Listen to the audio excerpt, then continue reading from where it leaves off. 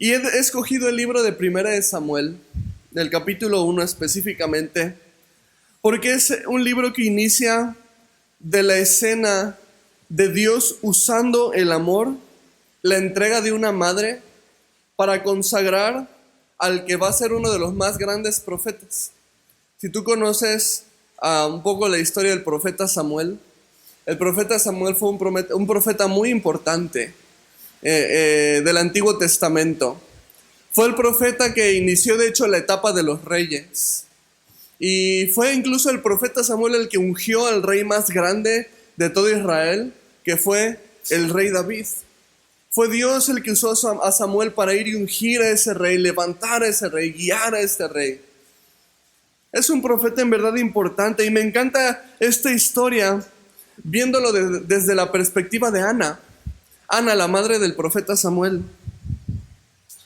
Antes de iniciar de lleno en la lectura de hoy, quiero darte un poco del contexto de la historia, ¿ok? Porque me parece relevante para entender el texto de hoy. Te cuento un poquito.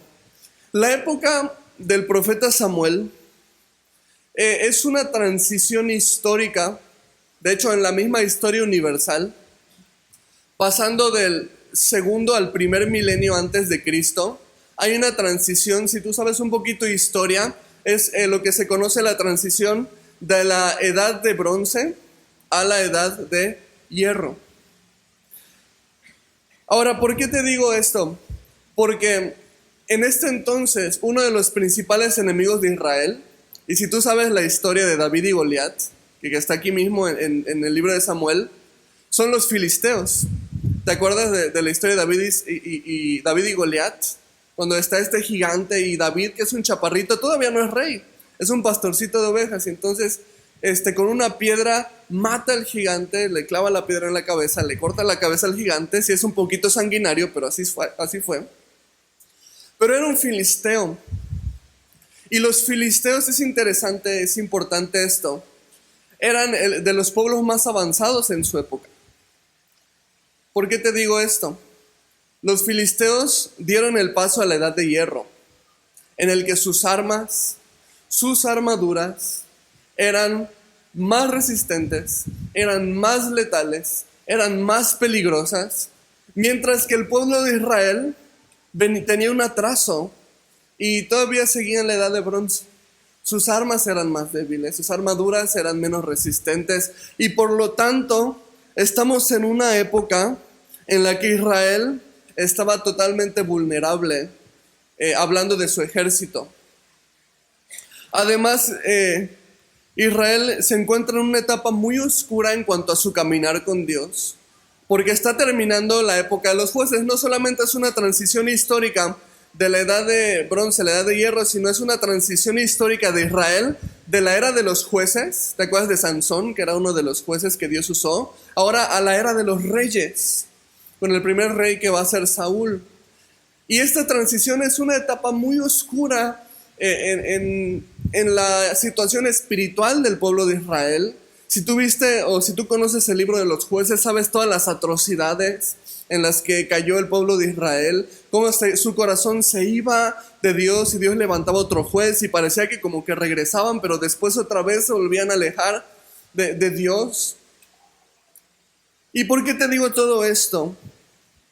Porque a pesar de la etapa muy oscura históricamente en la que Israel se encuentra, tanto espiritualmente como tecnológicamente, Dios va a usar a una madre. Dios va a usar el amor de una madre, el cuidado de una madre, la entrega de una madre para traer un nuevo panorama en la historia de Israel, levantando al profeta Samuel. Es increíble que la influencia de una madre esté por cambiar el panorama espiritual, incluso militar, de una nación. Pero así es. Y es por eso que el estudio de hoy le he titulado El poder de una madre. Y vamos a ver cómo una mujer que decide honrar a Dios a través de su maternidad da inicio a un cambio drástico en el panorama de toda una nación. Así que, si ya estás ahí en 1 Samuel, capítulo 1, Esta es la historia, mira, versículo 1. Dice, hubo un varón de Ramataim de Sofim, del monte de Efraín, que se llamaba Elcana, hijo de Jeroham, hijo de Eliú, hijo de Tou, hijo de Suf, Efrateo. Y tenía él dos mujeres, el nombre de una era Ana y el de la otra Penina. Y Penina tenía hijos, mas Ana no los tenía. Y todos los años aquel varón subía de su ciudad para adorar y para ofrecer sacrificios a Jehová de los ejércitos en Silo, donde estaban dos hijos de Elí, Ofni y Finés, sacerdotes de Jehová. Y cuando llegaba el día en que Elcana ofrecía sacrificio, daba a Penina su mujer, a todos sus hijos y a todas sus hijas, a cada uno su parte, pero a Ana daba una parte escogida, porque amaba a Ana, aunque Jehová no le había concedido tener hijos. Y su rival la irritaba, enojándola y entristeciéndola, porque Jehová no le había concedido tener hijos. Y aquí tenemos la escena inicial de la historia. El panorama de Ana, como te das cuenta, no parece muy favorable.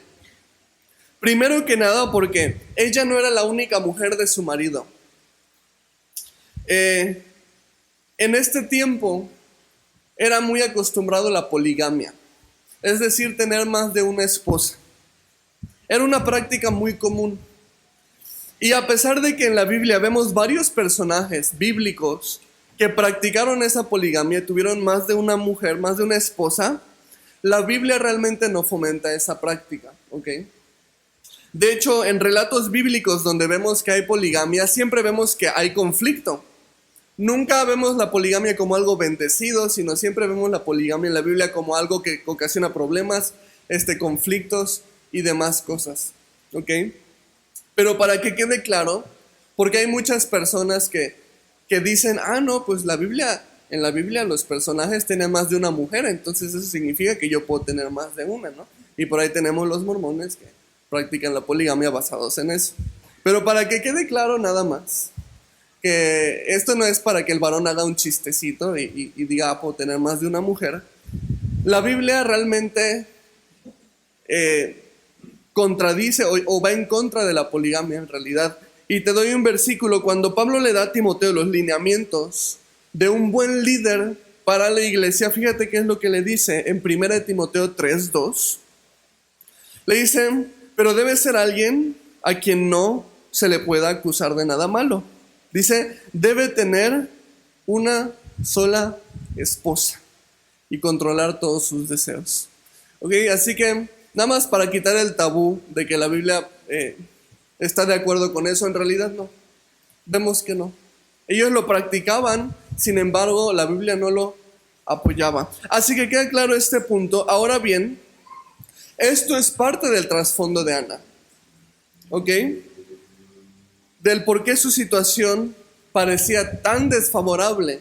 Porque inevitablemente había una competencia entre ambas esposas.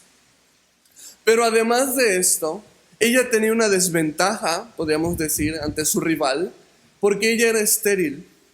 Ella dice aquí que no podía tener hijos. Y sabes, el pensamiento antiguo en cuanto a la esterilidad era algo bastante triste, porque se decía que una mujer estéril era una mujer maldita. Era una mujer que estaba siendo castigada por Dios, que era una mujer que había hecho algo malo y Dios le estaba dando un castigo sobre su vientre para que no pueda tener hijos. Sabemos que eso no es la realidad. Dios no te va a castigar de esa manera. Al contrario, Dios va a extender gracia y misericordia hacia el pecador, hacia la pecadora. Sin embargo, tristemente, ese era el pensamiento de aquella época.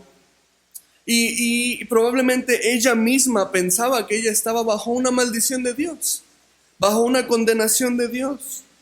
Y ella, por lo consiguiente, sería una persona muy juzgada por las demás personas, como una pecadora. ¿Por qué? Nada más porque es estéril.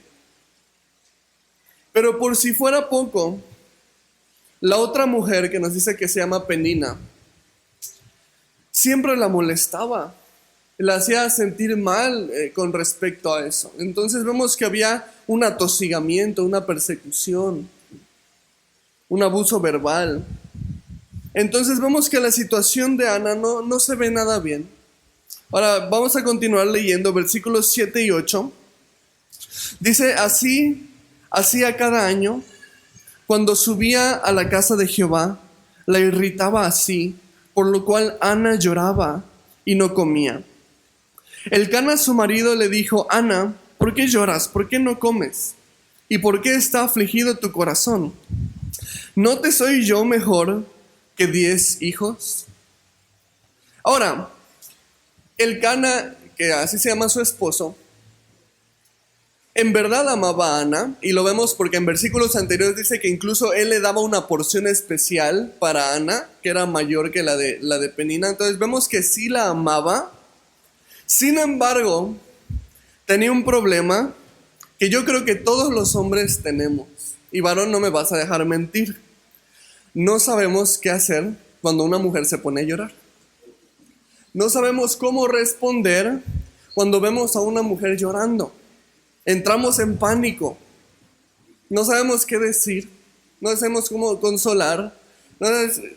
Le quieres dar una palmada en su espalda, ya no llores y ya, ¿no?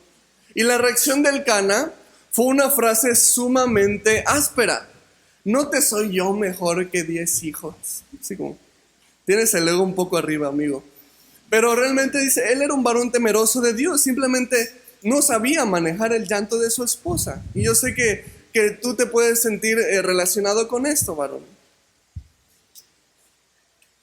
No sabemos qué decir, no sabemos cómo reaccionar, cómo consolarla. Se convierte en un momento preocupante, incómodo y desesperante porque no tenemos tacto. Somos un poquito cavernícolas en esos momentos. Ahora, marido, cuando tu mujer llore, no entres en pánico. Respira profundamente. Ora. Probablemente necesita un abrazo. Y ella empiece a sacar todo por lo que está llorando. Porque créeme, cuando la mujer llora no solamente es por una cosa, normalmente es porque ya se le acumularon varias. Y la realidad es que a veces ni siquiera ellas mismas saben por qué lloran. No sé si te ha pasado, pero no voy a quemar a mi esposa, ¿verdad?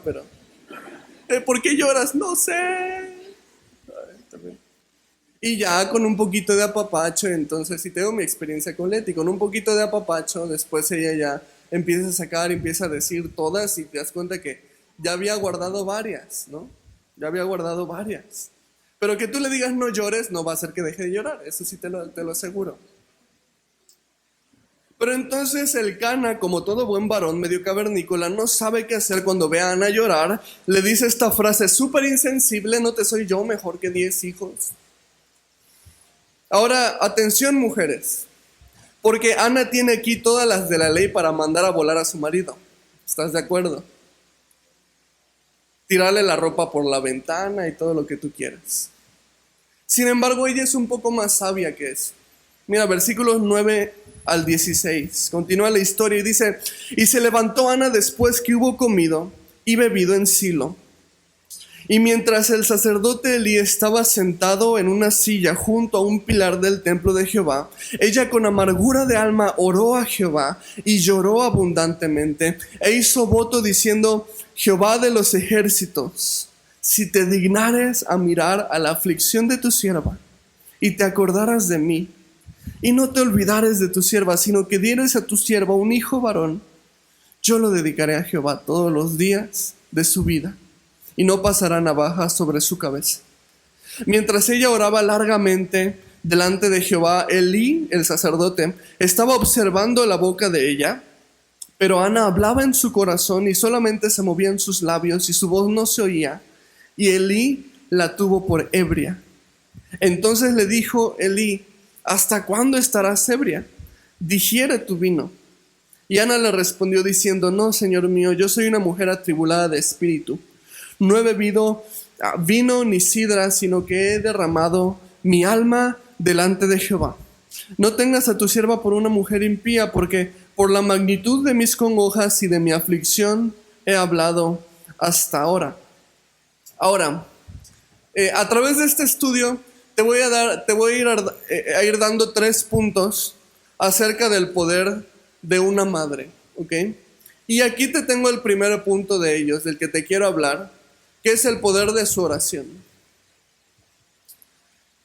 No tienes idea cuán poderosa es la oración de una madre por sus hijos. Creo que el poder de la oración de una madre por sus hijos es la genuinidad misma. Es genuina. Es un deseo genuino de bienestar. Es una oración, me parece, hecha con la fe correcta, porque no hay egoísmo en ella, sino hay el puro deseo de bendecir. Y me parece que eso es lo que hace tan poderosa la oración de una madre por sus hijos. Y vemos aquí a Ana, en lugar de mandar a volar a su marido, como te lo había dicho, por la frase tan insensible que le dijo, o reclamarle es que tú no me entiendes, lo que hace ella es que sabe que tiene que pasar tiempo con Dios. Ella necesita ir a orar. Ella sabe qué es lo que necesita. Y sabes, hermano y hermana, no hay consejo más sabio que este. En el momento de congoja, en el momento de enojo, tú necesitas parar y tomar un tiempo para orar. Porque cuando reaccionamos sin orar, por esa tristeza o por ese enojo, vamos a responder en nuestra carne y cosas terribles suceden cuando eso pasa. Y tú lo sabes. Cuando tú reaccionas por tristeza o por enojo, dices cosas que no querías decir, haces cosas que no querías hacer, lastimas a quien no querías lastimar, destruyes lo que no querías destruir. Tú y yo sabemos lo peligroso que es reaccionar simplemente por nuestra carne. Y yo creo que algo terrible pudo haber sucedido si Ana hubiera reaccionado de esa manera con su esposo. Y entonces ella fue una mujer sabia y se fue al templo a orar. Y ella necesitaba pasar tiempo con Dios. Y sabes, tú necesitas pasar tiempo con Dios. Necesitas retirarte a orar. Imagínate cuántos problemas pudimos habernos evitado si tan solo en lugar de reaccionar hubiéramos parado a orar un momento. Hubiéramos pensado 2 veces antes de hablar o antes de actuar. Hubiéramos pedido la guía de Dios antes de hablar o antes de actuar. ¿Cuántos problemas pudimos haber evitado en nuestra vida? ¿Cuántas palabras malvadas hubiéramos evitado que salieran de nuestra boca? Necesitamos orar. Necesitamos orar. Vemos aquí en Ana que oró con amargura, dice. Dice también que lloró abundantemente, pero también dice esto, oró largamente. ¿Sí? Cuando tu amargura es grande y cuando tu llanto es abundante, así de abundante también tiene que ser tu oración. Ella tenía gran amargura, llanto abundante, pero oró largamente. Ella era una mujer sabia, sabía lo que necesitaba. Y dirigiendo especialmente a las madres que nos acompañan el día de hoy, les puedo decir esto. La labor de una madre es algo increíblemente importante. De hecho, es tan grande y tan importante que no puedes pretender hacerlo todo en tus propias fuerzas. Así de grande es. Necesitas la ayuda de Dios para ser madre. Y esta ayuda inicia en la oración. La oración por tu esposo. La oración por tus hijos. Hay un poder sobrenatural en la oración de una mujer que sabe orar por su familia, que se propone orar por su familia. He visto mujeres que oran por sus esposos fervientemente por años y Dios hace un milagro en sus esposos y los transforma. He visto mujeres orar años por hijos rebeldes y Dios al final siempre termina concediendo las oraciones de estas mujeres de Dios. Yo mismo soy el producto de la oración de una mujer, ¿sabes? De mi testimonio personal, hubo una hermosa mujer de oración que oró por mí y por mi familia por más de 15 años para que conociéramos al Señor. Mi abuelita. Mi abuelita nos compartía de Cristo y la rechazábamos. Nos traía libros cristianos de las historias bíblicas y mi mamá los tiraba a la basura. Pero ¿sabes algo? Nunca se rindió, nunca dejó de orar por nosotros. Y mi familia y yo, cada uno, tuvo un encuentro personal con Cristo. Llegamos y Dios nos rescató. Y estoy seguro que eso fue un factor decisivo en el que Dios nos alcanzara. No te rindas de orar por tu familia. Puedo darte también el testimonio de la oración de mi madre, que se tomó el reto de orar desde que ella conoció a Cristo. Se tomó el reto de orar por aquella mujer que iba a ser mi esposa. Y estoy seguro de que eso fue un factor decisivo por el cual Dios me ha dado una esposa tan maravillosa que ama a Dios y me ama a mí. La oración de una madre. Mi madre también oró por el llamado que Dios tuviera para mi vida. Y estoy seguro de que esas oraciones, conformadas con la voluntad de Dios, me tienen aquí hoy en día enseñándoles la palabra en una ciudad en la que nunca pensé que vendría a vivir a Jalapa. Aún como pastor, te puedo decir que en conversaciones con mi madre y en sus oraciones, Dios ha confirmado muchas de mis oraciones. Mi mamá me ha dicho, fíjate que está orando y me vino esto para ti o para la iglesia, y era lo mismo que yo estaba también orando. Es increíble que la oración de una madre tiene influencia incluso en la iglesia en la que estamos. Mujer, tú no sabes el alcance de tu oración, pero yo te digo que las oraciones por tu familia y por tus hijos van a trascender muchísimo más de lo que te imaginas. Ana oraba tan fervientemente que incluso el sacerdote Elí pensó que estaba borracha. Pero ella solamente estaba derramando su corazón delante de Dios. Versos 17 y 18. Mira cómo continúa la historia. Dice, Elí respondió y dijo, ve en paz, y el Dios de Israel te otorgue la petición que le has hecho. Y ella dijo, halle tu sierva gracia delante de tus ojos.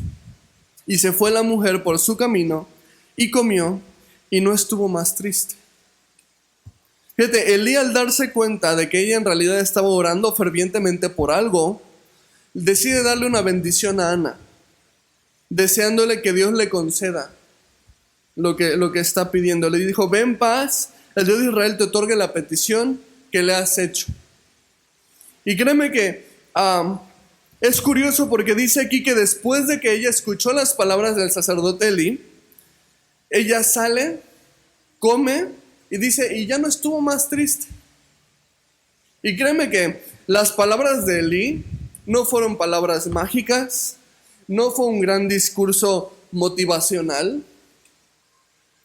Entonces, ¿cómo tuvo ese efecto en Ana al grado de que de un momento a otro dice, comió y ya no estuvo más triste? No eran las palabras de Elí, era la fe de Ana, la fe con la que ella recibió esas palabras, lo que cambió por completo su panorama. Y ese es el segundo principio del que te quiero hablar hoy. El poder de su fe, la fe de una madre. Me encanta porque Ana no necesitó el mayor discurso para convencerse de que Dios había escuchado su oración y de que Dios iba a responder su oración.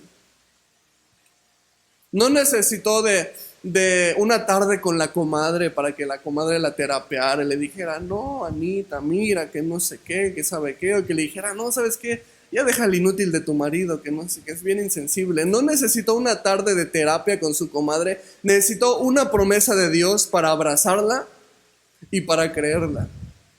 No fue un gran discurso, no fueron palabras mágicas, fue la fe de Ana que tomó la promesa de Dios por cierta.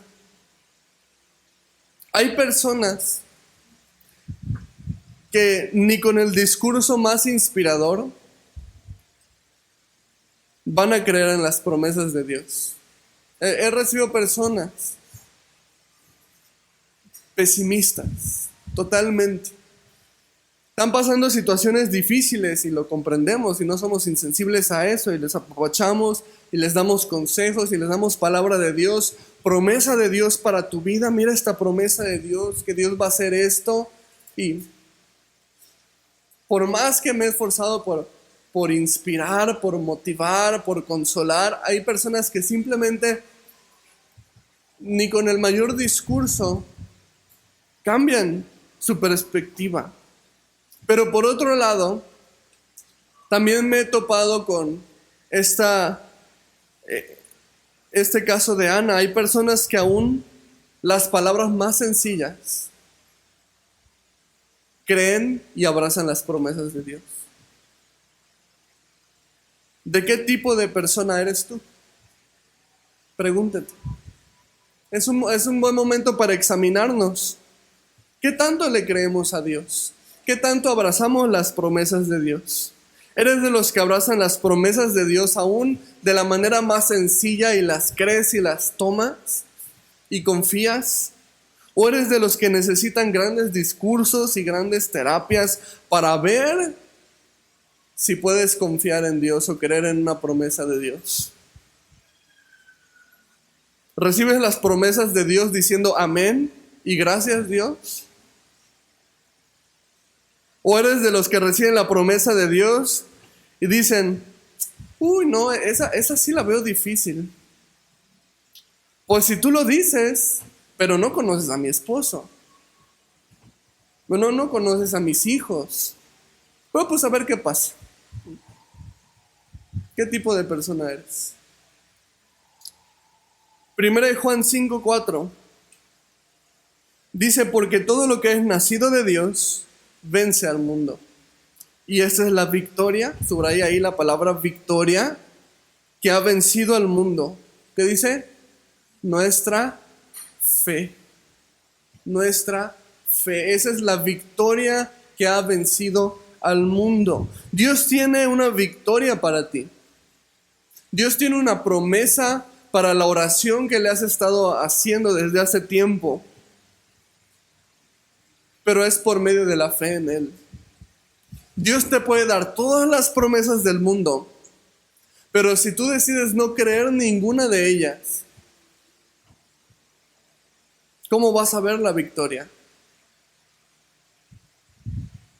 Si te rehusas a creer lo que Dios puede y quiere hacer en tu vida, vas a vivir derrotado, con una actitud pesimista. Y sabes, el pesimismo es el mayor estorbo para tu fe, porque el pesimismo lo que hace es creerle más a la situación que a Dios. Me encanta la fe de Ana, porque toma las palabras más sencillas con la mayor fe, a tal grado que dice que salió, comió y no estuvo ya más triste. Y sabes, la fe de Ana no solamente estaba haciendo que ella recibiera la promesa, sino que ella al creer en la promesa estaba agradando a Dios. Fíjate, el versículo 19 dice, y levantándose de mañana, adoraron delante de Jehová, y volvieron y fueron a su casa en Ramá, y Elcana se llegó a Ana su mujer, y Jehová se acordó de ella. Entonces, mira esta fe, que no solamente dice, ya no estuvo más triste, sino que la lleva a adorar a Dios. Y dice, y Dios se acordó de ella. Entonces vemos que la fe de Ana se basa en agradar a Dios.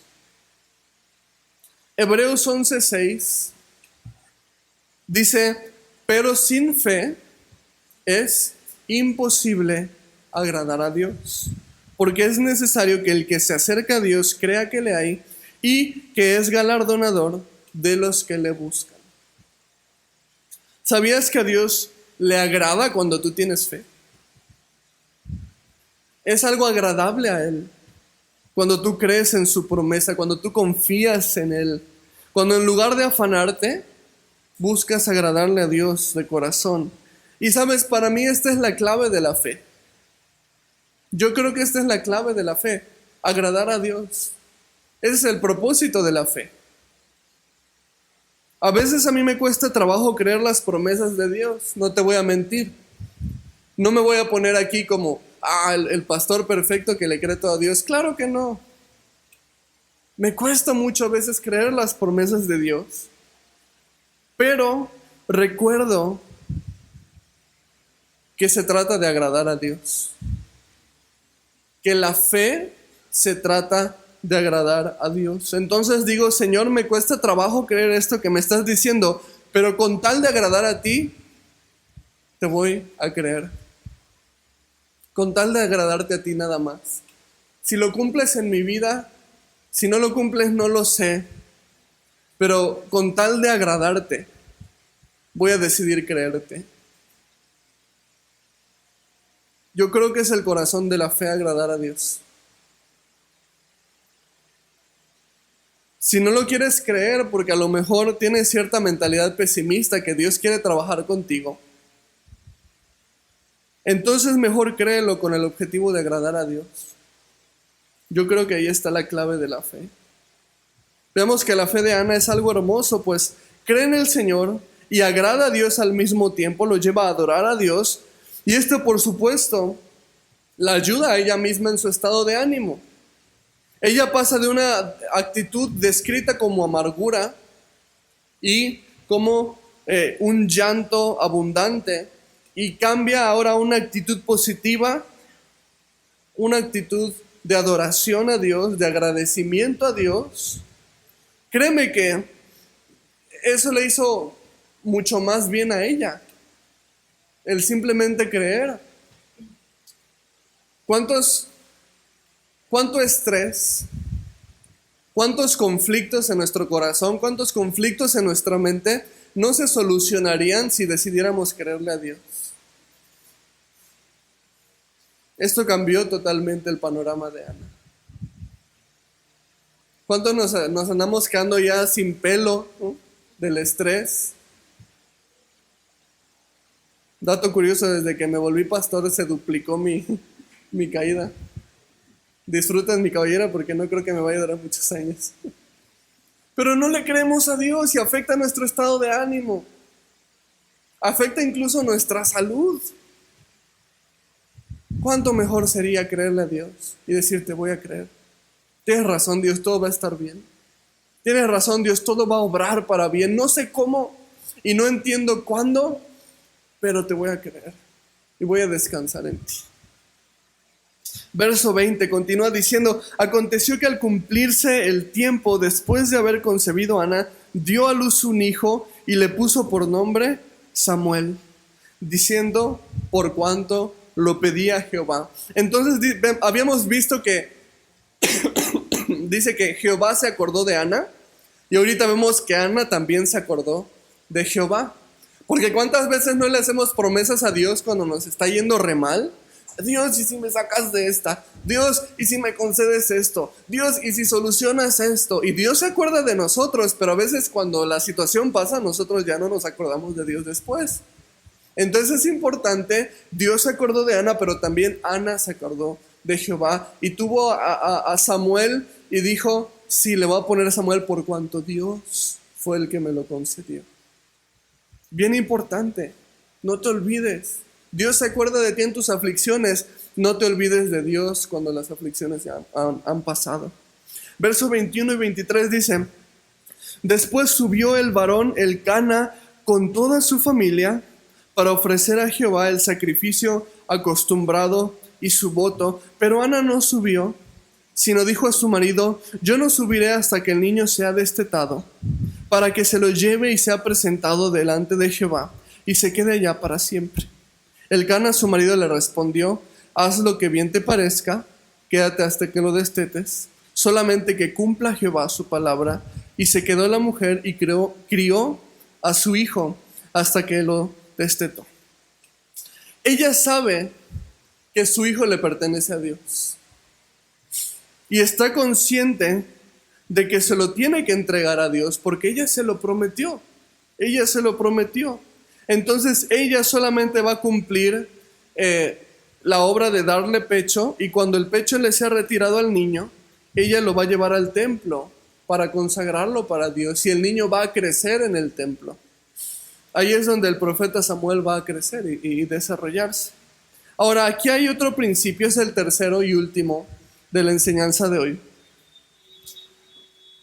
del poder de una madre, y es el poder de su obra. La obra de una madre es algo increíblemente poderoso y preciado delante de los ojos de Dios. Ana va a estar con el pequeño Samuel entre 2 y 3 años, porque ese era el tiempo acostumbrado entre los judíos, en el que se le daba pecho a un niño. Se le daba pecho los primeros 2 o 3 años de su niñez. Yo pienso que se lo habrá quedado 3 años. Yo no creo que Ana tenga mucha prisa como para entregar a su hijo, ¿no? Pero es entre 2 y 3 años. Y ¿sabes algo? Ana entonces tiene 2 o 3 años para cuidarlo, para protegerlo, para amarlo, incluso para guiarlo. Y tú dices, bueno, ¿cómo puedes guiar a un niño de 2 años? ¿Cómo puedes guiar a un niño de 3 años? Y a lo mejor a papás que estén batallando con niños de 2 y 3 años, a lo mejor te pueda servir esto. Las mujeres judías se tomaban tan en serio enseñarles a los niños el amor a Dios, que aún desde bebés de brazos, recién nacidos, ellos tenían la costumbre de susurrar en el oído del niño el famoso Shema Israel, que es el primero y grande mandamiento que después también nos enseñó el Señor Jesús. Y está en Deuteronomio 6, 4 y 5, lo puedes ver en la pantalla. Dice: oye Israel, por eso se llama Shema Israel, oye Israel, Shema Israel, Jehová nuestro Dios, Jehová uno es. Y amarás a Jehová tu Dios de todo tu corazón y de toda tu alma y con todas tus fuerzas. Las mujeres israelitas le recitaban esto al oído de su recién nacido, porque ellos tenían bien en claro cuál era su misión como madres. Que este niño crezca para amar a Dios, que este niño crezca para honrar a Dios. Y es importante que tú como madre sepas cuál es el propósito de tu maternidad. A lo mejor tú piensas, no, pues para que crecer y que sea un buen profesionista o que sea una buena persona. A lo mejor dices, no, pues quién sabe, la verdad es que ni siquiera me lo esperaba, ¿no? O sea, llegó más como de sorpresa. ¿Cómo que un propósito? ¿De qué me hablas? La maternidad tiene un propósito, ¿sabes? La maternidad tiene un propósito y es importante que tú como madre sepas cuál es ese propósito. Hoy en día el enfoque se ha puesto en cosas secundarias, pero el objetivo primordial por el cual Dios te ha dado un hijo o te ha dado una hija es que tú le enseñes a ese pequeño a amar a Dios. Porque de nada te va a servir un hijo profesionista si vive perdido sin Cristo. De nada va a servir un hijo con una gran solvencia económica si su corazón va a vivir alejado de Dios. La madre tiene una oportunidad increíblemente bella con sus pequeños, enseñarles a amar a Dios, enseñarles a confiar en Dios, enseñarles la fe en Cristo. Porque esto, créeme que si tú se lo inculcas desde pequeño, lo va a acompañar a donde sea que él vaya el resto de su vida. Este es el mejor legado que tú le puedes dar a un hijo. Que ellos sepan caminar con Dios, que ellos sepan tener una relación personal con Dios, que ellos sepan orar, que ellos sepan leer la Biblia, que ellos sepan agradecerle a Dios por las cosas que Dios les ha dado, y que ellos sepan que no es por casualidad, sino que es porque Dios les ha bendecido. Que ellos sepan agradecerle a Dios, porque si no el día de mañana solamente se van a jactar de sus logros, se van a llenar con orgullo por sus logros o por sus éxitos, y no van a saber agradecerle a Dios, y eso de nada les va a servir. Y ¿sabes algo? Te digo una verdad que espero que tomes en cuenta.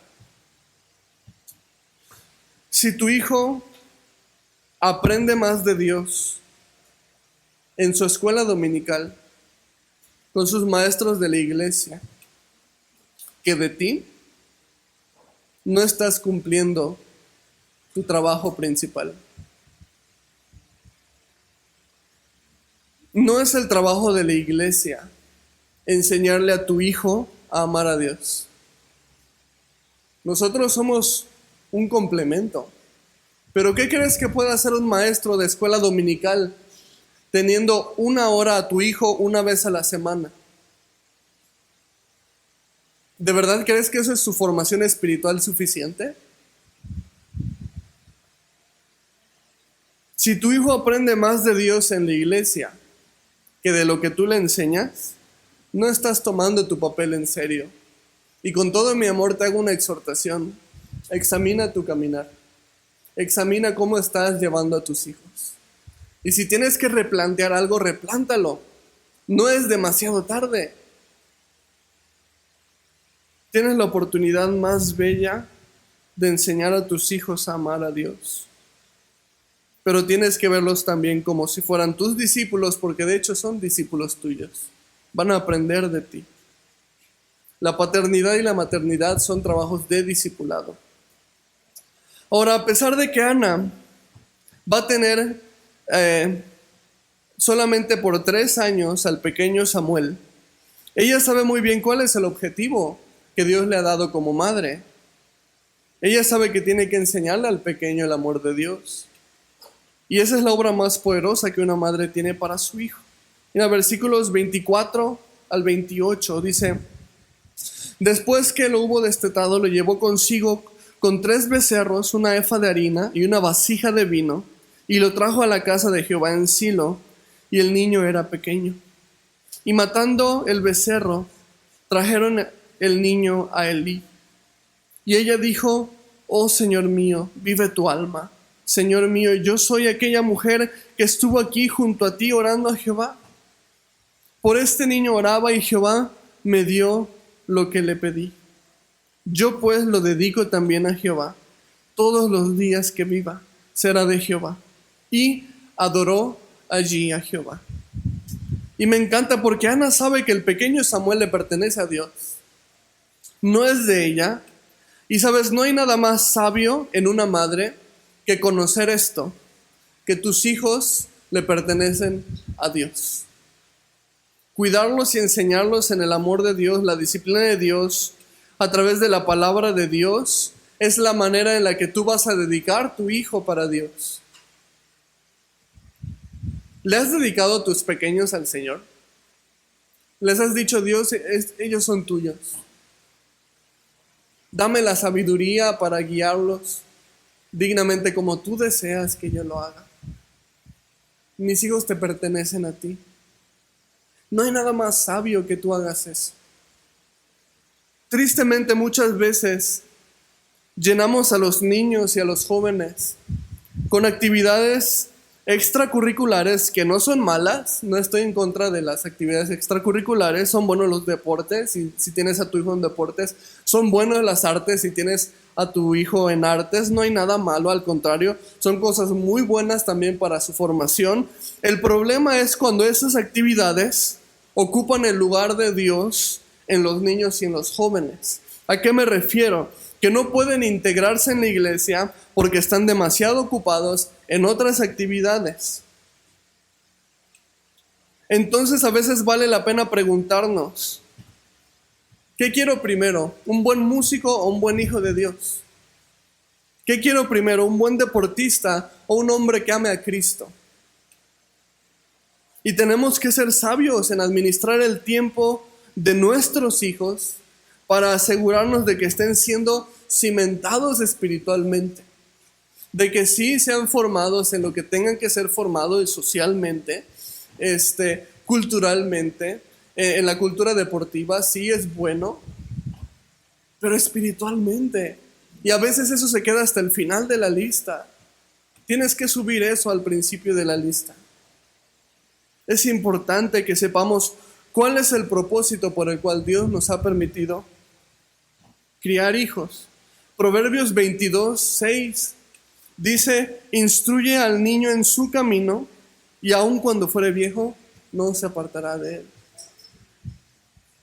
Así que concluyendo el estudio, hemos visto 3 principios del poder de una madre. El primer principio fue el poder de su oración.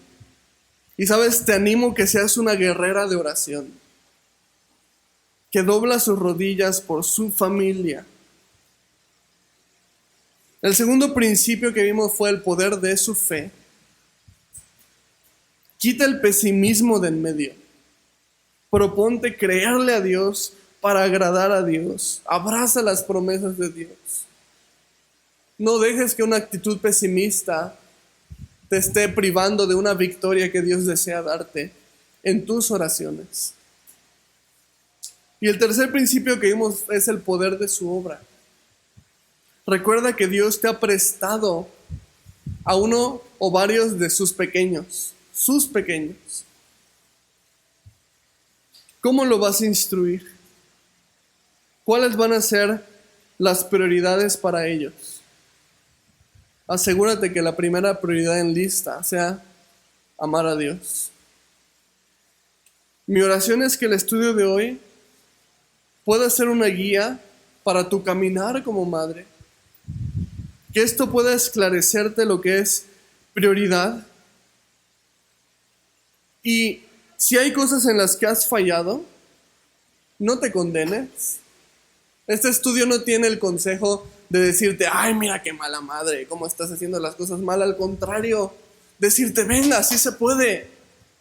Necesitas agarrarte de Dios. Ánimo. Imagínate qué relevancia tuvo la maternidad de Ana, que levantó al profeta Samuel, que ungió al rey David, del cual nació ¿quién? El Señor Jesús. Nuestro Señor Jesucristo, linaje de David. Linaje de David, ungido por el profeta Samuel, hijo de Ana. Hijo de Ana. Qué increíble la influencia que puede tener una madre. Así que si puedo terminar con alguna palabra de ánimo para ti, déjame decirte algo muy importante. Mamá, tu trabajo es relevante. Tu trabajo es importante. Tu trabajo es agradable delante de Dios. Es duro, es difícil, pero es increíblemente trascendental. No tienes idea del alcance que puede tener una madre temerosa de Dios. Dios está contigo. Dios te va a dar la sabiduría. Pero sé una mujer de oración. Sé una mujer de fe. Y sé una mujer que conoce que sus hijos son del Señor. Y su principal prioridad es que ellos amen también a Dios.